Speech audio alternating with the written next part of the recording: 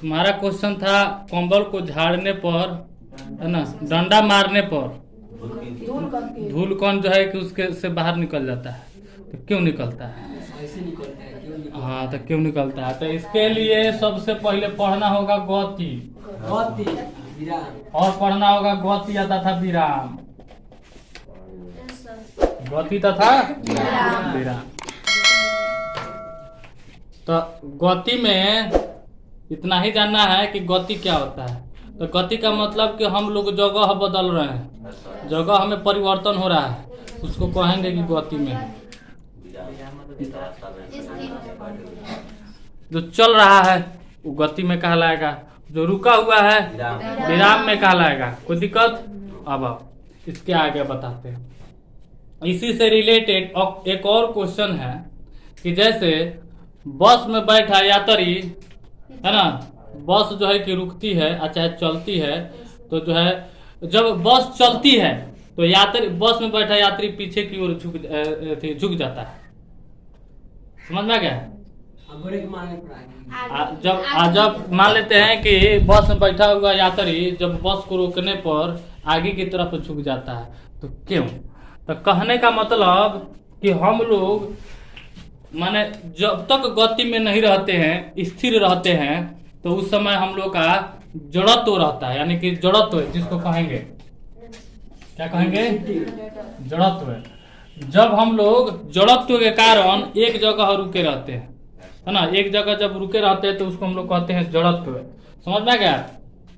एगो सबसे बड़ा का चीज, जब हम लोग गति में नहीं रहते हैं, जड़त्व में रहते हैं, यानी कि विराम में रहते हैं, तो उस समय हम लोग स्थिर रहते हैं। हम लोग का सारा जो है कि ध्यान इस पर ही टिका हुआ रहता है। समझ में गया? और जैसे ही गति में होते हैं तो कहने का मतलब हम लोग का शरीर पूरी तरह से, यानी कि पूरा शरीर गति में हो जाता है।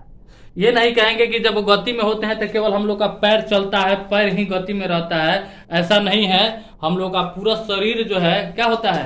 गति में होता है। समझ में आया? जैसे मान लीजिए कि खूब जो है कि दौड़ रहे हैं, खूब क्या कर रहे हैं? दौड़ रहे हैं तेजी में, तो कहने का मतलब कि गति हम लोग का क्या है? तेज है। गति क्या है? तेज है। और उस समय अचानक एक अगर चाहेंगे रुकने के लिए तो नहीं रुकेंगे। एक जब चाहेंगे रुकने के लिए, विराम में आने के लिए, तो एकाएक विराम में नहीं हो सकता है। क्यों? तो कहने का मतलब कि हम लोग गति में होने के कारण और गति तेज होने के कारण होता क्या है कि एकाएक जो है कि रुकते हैं तो नहीं रुका जाएगा। क्या है? तो हम लोग का शरीर जो है कि पूरा क्या रहता है? गति में रहता है। और एकाएक रुकने का कोशिश करेंगे तो क्या होगा? गिर जाएंगे। समझ में आ गया? कहने का मतलब है कि एक इसके लिए एक छोटा सा उदाहरण दे रहे हैं कि एक फुटबॉल है, तो फुटबॉल को जब एक समतल जो है कि भूमि पर चाहे समतल सतह पर उसको लुढ़काते हैं तो वो जो है कि कुछ दूरी तक जाता है, और वहीं खुरदरापन जो है कि जगह पर उसको लुढ़काते हैं तो बहुत कम ही दूरी पर जा करके वो रुक जाता है। तो कहने का मतलब उसको हम लोग पैर से मार दिए, चाहे उसको कुछ धक्का मार दिए, तो वो बल्ब जो है कि लुढ़कने लगा, लेकिन जा करके कुछ दूरी पर क्यों रुक जाता है?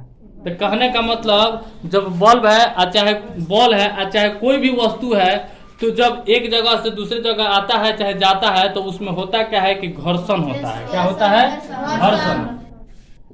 तो वो घर्षण के कारण जब बल्ब को हम लोग लुढ़काते हैं तो कुछ न कुछ जो है कि पृथ्वी अपने ओर आकर्षित करती है, तो इसको कहते हैं कि आकर्षण। क्या कहते हैं? पृथ्वी के अंदर क्या होता है? गुरुत्वाकर्षण बल होता है। क्या होता है? गुरुत्वाकर्षण बल, जो कि किसी भी वस्तु को अपनी ओर क्या करती है? खींचती है। समझ में आ गया? अब देखो, तो वहीं जब बल्ब को जब हम लोग लुढ़काते हैं चाहे पैर से मारते हैं, तो होता क्या है कि पृथ्वी उस बल्ब को अपने ओर खींचती है। तो अपने ओर खींचती है तो जिसके कारण क्या होता है? बल्ब जो है कि जिस जगह पर लुढ़कता है उससे क्या होता है? घर्षण होने लगता है। क्या होने लगता है? घर्षण। समझ में आ गया? जैसे मान लीजिए किसी चीज को हम लोग उठाए हुए हैं बुक को तो कोई दिक्कत नहीं है, हम लोग बॉल लगा रहे हैं नीचे से तो उठा हुआ है। ऐसी चीज को यहाँ पे रख दिए और इसको खींचेंगे ना तो कहने का मतलब ये कुछ ना कुछ अपना भार ऊपर से लेकर के है। ये क्या है? बुक जो है बुक में कुछ ना कुछ अपना भार है कि नहीं? भार है, वो अपने भार को नीचे दबाए हुए है। अब क्या करेंगे? उसको खींचेंगे तो होगा क्या चीज की? घर्षण पैदा होगा। क्या पैदा होगा? घर्षण। समझ में गया ना? तो वही जो है कि पृथ्वी जो है अपने ओर बल्ब को क्या करती है? खींचती है, जिसके कारण जो है कि बल्ब में क्या होता है? बल्ब में और पृथ्वी में दोनों में क्या होता है?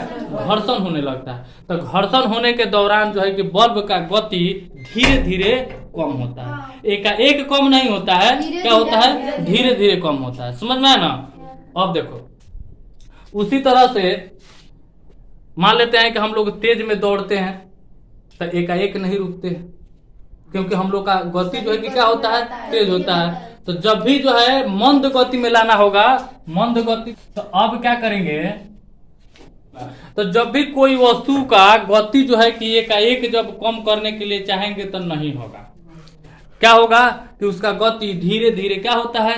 कम होता है। समझ में आ गया? जैसे मान लेते हैं कि फुटबॉल तो हम बता दिए कि पैर मारने के लिए, लेकिन वहीं जब क्रिकेट जो है कि खेलता है लोग क्रिकेट, तो बैट्समैन क्या करता है कि बैट से जो है कि बल्ला से क्या करता है? बॉल को मारता है। तो एक व्यक्ति क्या करता है कि कैच करता है। तो कैच करने के दौरान होता क्या है कि जब हम बॉल आ रहा है उसको हम लोग कैच करेंगे, तो कैच करने के दौरान होता क्या है कि उस व्यक्ति का हाथ जो है कि पीछे की ओर चला जाता है।